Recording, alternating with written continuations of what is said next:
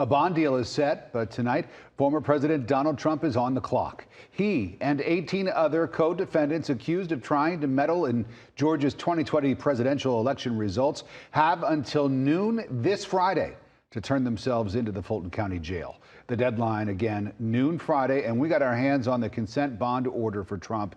It confirms a $200,000 bond agreement that was reached today with the DA, Fani Willis. Several other co-defendants also received bond today. The amounts range from $10,000 to $100,000.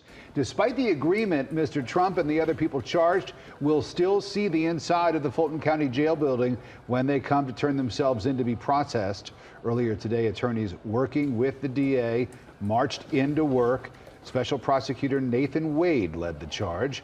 Atlanta News First political reporter Doug Reardon live tonight. So, Doug, what do we know about this series of meetings that took place today?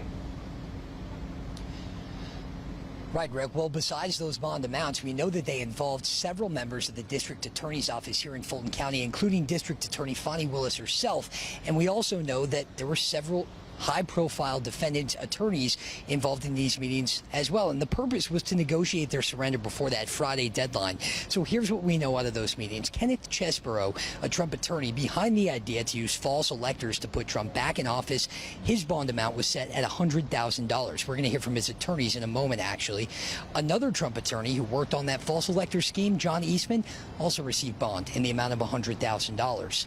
Scott Hall, a local bail bondsman charged with 6 criminal conspiracy counts for trying to access voting machine data in Coffee County, Georgia. That made a lot of waves when it happened. He has a $10,000 bond amount.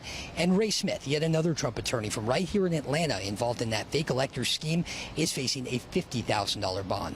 So what comes next will be the arraignments for all 19 of these defendants. That is when they either enter a guilty or not guilty plea, and they have their first court appearance, but they can waive that and skip right to trial. And Chesborough's attorneys told me today he expects many of them will. I would expect that a lot of defendants will waive arraignment. We haven't had that exact talk with our clients, so I can't tell you what we'll do.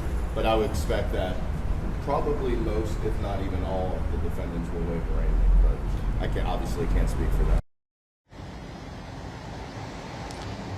And so one group of attorneys we didn't hear from today were former President Trump's. We know that they were here at the courthouse, but they were able to evade cameras and questioning today. We did ask Chesborough's attorney if he had had any contact with the Trump legal team. He said, to his knowledge, none of these defendants' attorneys had.